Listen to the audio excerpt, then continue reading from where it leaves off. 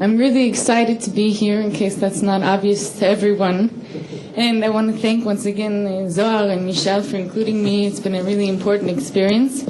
And it's especially exciting and a bit nerve-wracking, as you can probably deduce from my embodied discourse, that because I'm speaking in the same conference as two of the intellectuals who have most influenced me, and that's Alessandro Portelli, who already left, and Dori Laub, as well as someone who could be considered a object of my research, which is Professor Tokers, and she's also from Lithuania, and she actually knows some of my informants and has given me autobiographical corrections this morning, which I won't incorporate because I don't have time, but this is important. And I've changed some things in my lecture, thanks to all of you. So you can see all of these scribbly marks, so to know that I'm going off text and trying to incorporate things I've learned, and I have yet to learn much. I want to start my paper by reposing the question that I asked of the two prominent scholars, Portelli and Laub, on the first day of the conference. What is the difference between oral history and Holocaust testimony? Or, to put it more provocatively, should there be a difference between these two fields and these two genres? Why, when we are discussing coal miners in Kentucky, do we analyze their speech in relation to culture, history, religion, and present contexts of telling, whereas when we are watching the tapes from the Fortunov archive and discussing Jewish Holocaust survivors, are we inclined to speak of trauma, recovery, the self, and repetitions of the past? Don't Holocaust survivors too have a specific culture and a language in the present that offers them frameworks through which they can organize the way they speak of suffering? If nothing else, I believe that this conference has articulated a need for research that synthesizes poetic, psychological approaches on the one hand and cultural, historical approaches on the other hand to Holocaust testimony. That is, we don't need to go to 17th century France or Cambodia to speak about culture. We have culture in Holocaust testimony. The aim of my project, to use Dominic Lecapra's phrasing, is to unbracket the relationship between testimony and historical understanding, to illuminate the role of rhetorical conventions in oral discourse.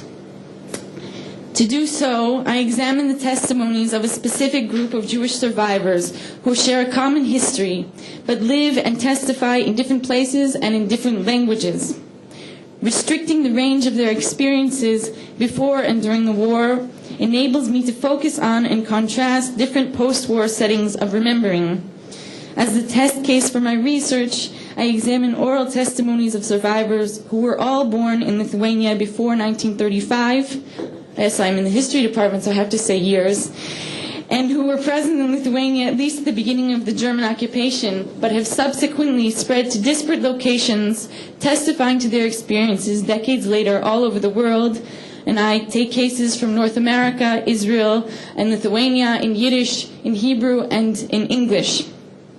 I have two axes of comparison, place and language, and then 3 points of comparison, 3 content-related issues, which is representations of place, representations or discussions of language, and representations of people. And I chose today, for some strange reason, to present the issue that challenges my hypothesis the most and gives me the most trouble. So if you thought you're going to hear another paper where I present the hypotheses and then support it, you're wrong.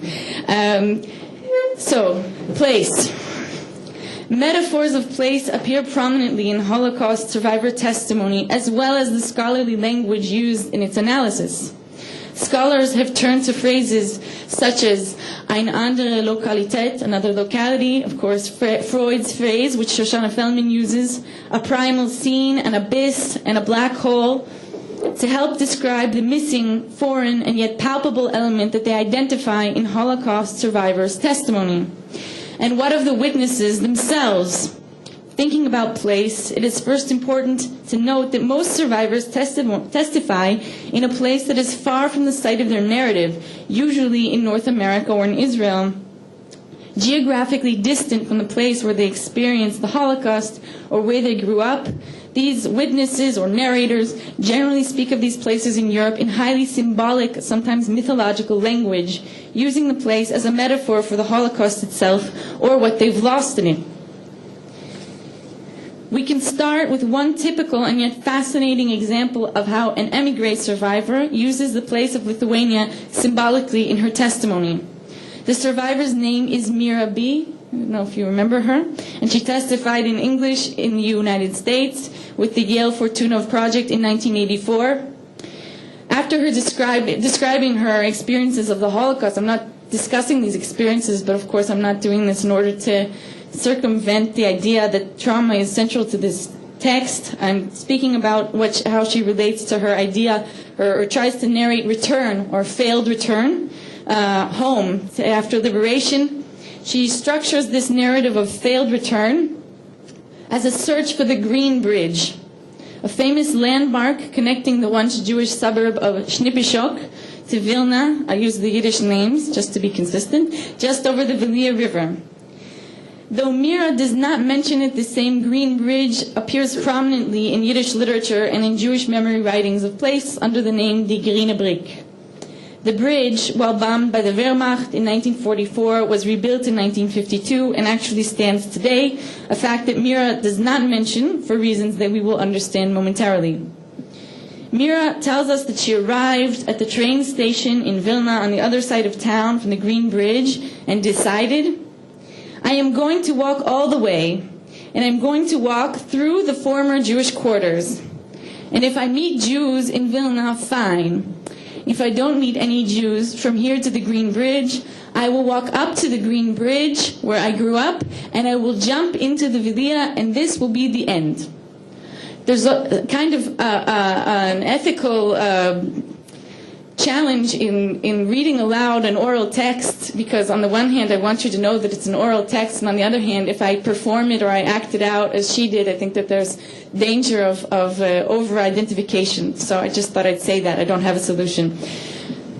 Mira and the Green Bridge. As Mira walks through Vilna towards the Green Bridge, as I see it, or as she tells it, she does in fact encounter what she's looking for. She finds Jews and even a newly organized Jewish community center as well as a Jewish orphanage. But none of this feels quite right to her.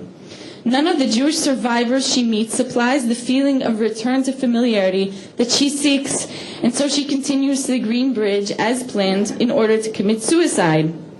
She continues, and as I walk to the river, I am shocked. There is no Green Bridge. The Green Bridge was gone. It was bombed. There was some makeshift bridge. There was no Green Bridge.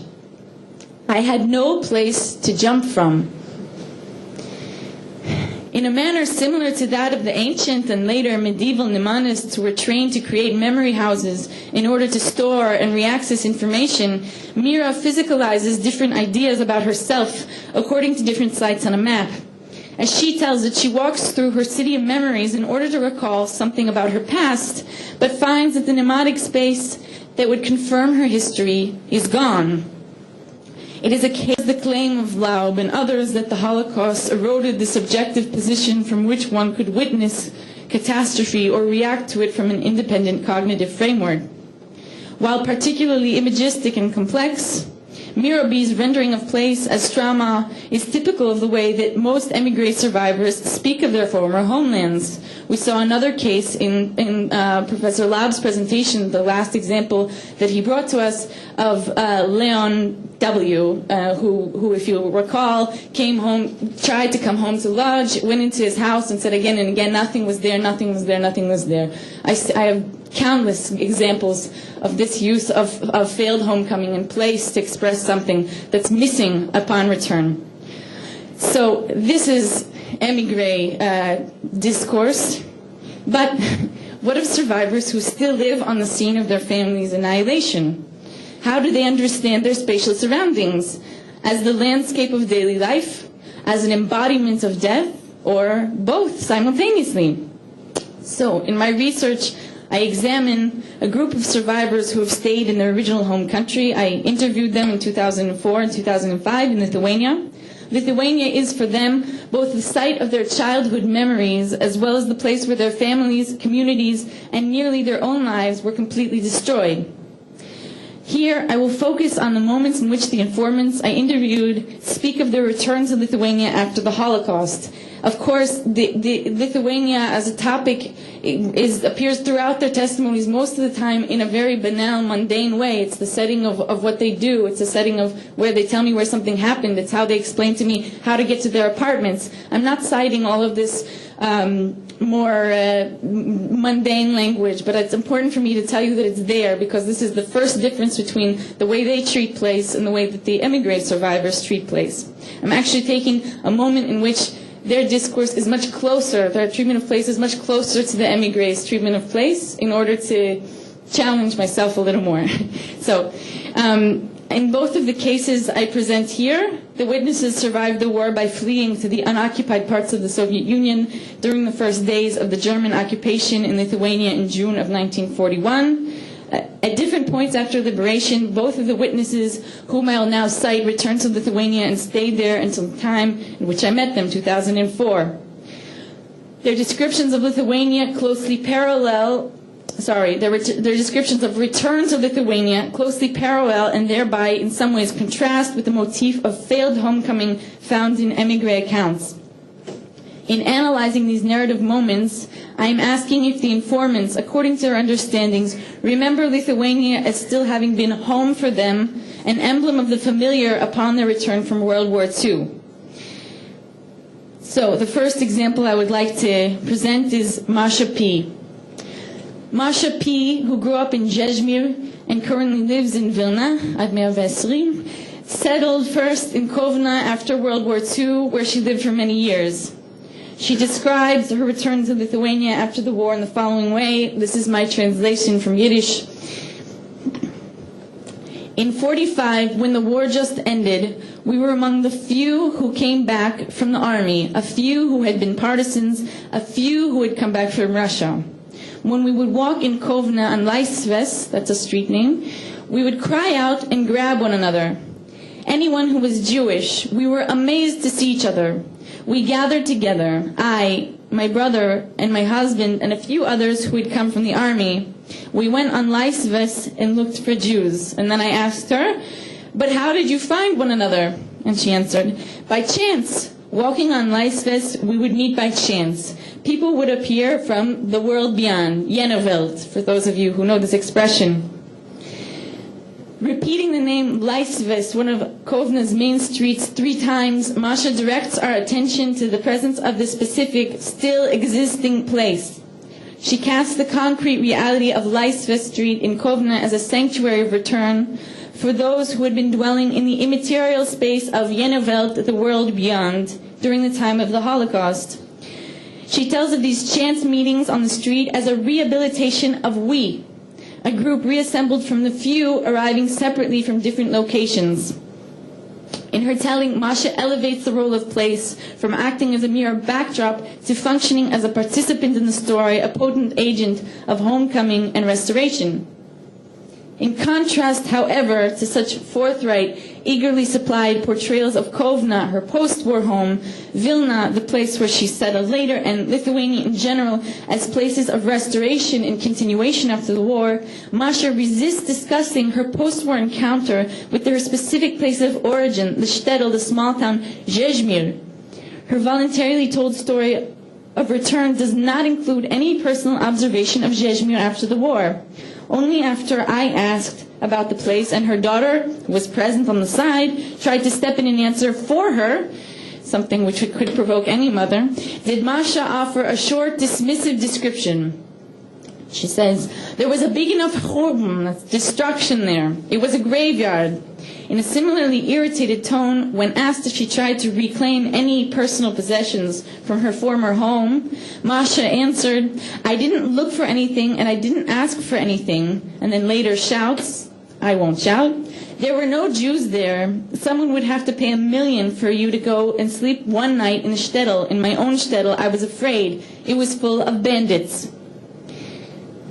It seems that Masha makes an effort to present post-war Lithuania overall as a place of restored continuity. She can uphold this portrayal, however, only by avoiding the place most intimate to her from before the war and the place most directly connected to her own family's destruction. The next case I will cite here, the informant, another informant from Lithuania, Shmuel N. We can see a similar dissonance in the story of Shmuel N. His return to Lithuania appears all the more bold in his life narrative because it occurred after a long chronological delay, and as he presents it, was therefore both more deliberate and more appreciated. Following World War II, Shmuel stayed in the Ural region of Russia until Leona has corrected me on the year in which he returned to Lithuania. In any case, according to the text, he tells me that he returned in 65. Leona tells me he returned later. So, sorry. He describes his 20-year stay in Russia largely through his advancement at work, mentioning his personal life only in passing to say, "My wife was a medic, a Russian. I lived with her for 20 years. We lived together with difficulty." Then, abruptly, Shmuel changes his tone and tells me the following. In 65, I traveled away from the Urals with 2 suitcases and came to Vilna. Here I found work in a factory. I worked there for 10 years and got married a second time in 1980 to a Jewish woman. She was an artist. I started to help her make frames for pictures. These are her pictures, pointing to the walls. Here, Shmuel portrays his return to Vilna as a self-corrective act, leaving a bad marriage with someone he considers different from him, and returning to a more familiar, more suitable way of life. Compounding the already prominent connection between his second wife, the place of Vilna, and his sense of restored continuity, the paintings that he points to on the walls while speaking are all depictions of the old Jewish quarter of the city.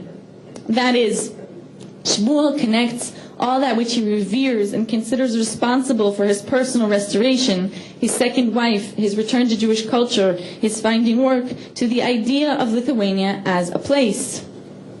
However, similar to Masha, Shmuel creates a different role entirely for the specific site of his pre-war life and his own family's annihilation, in this case, Kovna, suggesting the primacy of the narrator's symbolic relation to the place over a material difference between places within Lithuania. Shmuel casts Kovna, the very location of Masha's restorative return, as his place of estrangement and death. In stark contrast to Masha's story of reunion on Leisva Street in Kovna, Shmuel relates, "I arrived in Kovna and it was completely foreign to me. I didn't even find one acquaintance. I found apartments that were familiar to me, but it had become completely strange. After a short while, I went to the 9th Fort, where my mother and brother and all of my family died. So, the city had changed some. It had become a clean, pretty city. Have you been to Kovna?" In his telling of post-war return to Kovna, Shmuel finds foreignness in the place that should be most familiar to him and a veneer of sterility in the site where he sees his life's ultimate contamination. Seeming uncomfortable with the topic of Kovna, Shmuel cuts off his description of the place by asking me if I have been there, relinquishing the opportunity to describe it. Similarly, Shmuel later explains that in all the years that he's lived in Vilna, he has only gone to Kovna on the anniversary of the Kovna ghetto's liquidation, though of course the cities are quite close to one another. When I asked him, "How do you feel when you go back there?" This question is kind of passé for me. This is 2004. I wouldn't ask this now. But in any case, I asked it then. He responded by again answering a question with a question and stepping away from the position of narrator. He asks me, "Have you been to the 9th Fort?" This is very strange. Despite his willingness to explain topics as far-reaching as Jews in America, Shmuel defers to me on the topic closest to him, displaying an uncharacteristic preference for silence. While very different in comportment from Masha, our previous example of a survivor who stayed in Lithuania, Shmuel's silence on the topic of Kovna parallels Masha's irritated attempts to close any discussion of Zhezhmir. In contrast to the cities in which they resettled after the war, they used their original hometowns to house the unspeakable. So, where does this exploration of place, this specific topic and these examples, lead me with my larger hypothesis that language, culture, and geopolitical position should mediate trauma testimony in Holocaust survivors? On the one hand, the survivors still living in Lithuania treat the country on the whole in a manner starkly contrasting the representations we find in émigré testimonies. They speak of Lithuania as a real site on the map that continued to exist along with them after World War II. This is very different. But if I were to stop here with the observation that culture does in fact dictate testimony completely, as I had hoped, I would be disloyal to my sources. The informants in Lithuania, like émigré survivors, do also conceptualize the great trauma of their lives in spatial terms. However, they face the added challenge of having to simultaneously treat the scene of trauma as their site of restored normalcy, or some semblance thereof. They therefore somehow manage to envision two layers of geography in Lithuania, that which they return to and find continuity and even banality, and that which they can hardly bear to approach. We cannot reduce their distinction between traumatic and restorative space to a trite difference between urban and rural places. As we saw in the two contrasting representations of Kovna, one informant's graveyard can constitute another's restorative home. Overall, we might say that the informants, or the survivors, or the witnesses, create narrative or psychic maps according to the cultural experiences available to them, but they have a structure in common. All survivors, it seems, in some way consolidate strange, disruptive memories to certain places and allow others to embody the normal and the continuous. To generalize from this example, if I may, it seems that the categories of cultural and universal, psychological and historical, external and internal, testimony versus oral history, Portelli versus Laub, are far more intertwined than many of us had thought. Perhaps then, to end with a humorous spatial metaphor of my own, I can suggest that maybe there is a route between Rome and New Haven if we travel through Tel Aviv. Thank you.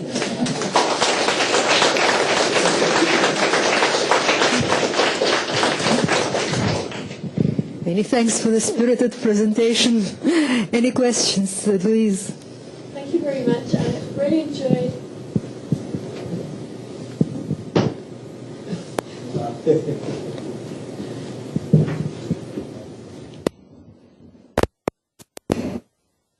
I enjoyed it. Was challenged by your presentation.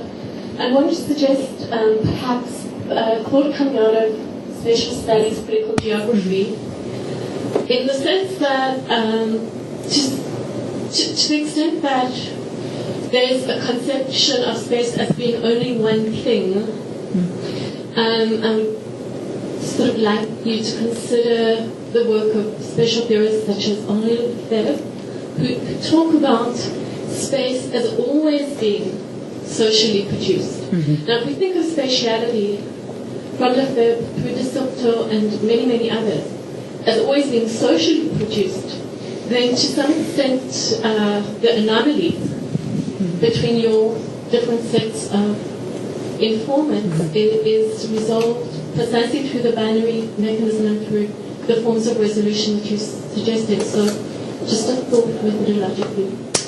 This is an excellent methodological thought. This is why I'm at the conference. I think I should read it. I don't have much more to say, then I will follow up. Yes. Hannah, so refreshing to see where testimony is going. I think it's exactly like Carol Kidron, that we need to explore the detail in the circumstances and the places. And these are exactly the question that when Richard, we can't stop and paralyze it to one answer. The other thing I would say is your search.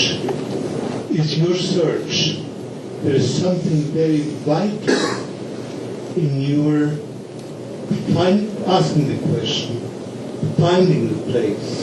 I mean, this active listening, this engagement is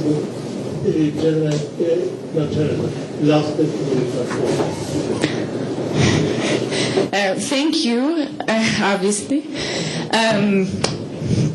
I think some of this active listening I've learned from you. I mentioned to Professor Laub that not only have I read his work, but I've also watched the testimonies. There's a series of testimonies in Yale in which they were trying to evaluate the project, and so they actually turned the camera around and they filmed him interviewing people. And this is interesting to me. I just want to comment on the fantastic research of Carol Kidron. who I'm going to stay in touch with and learn from, and say that I actually think it's important to limit the range of the original experience.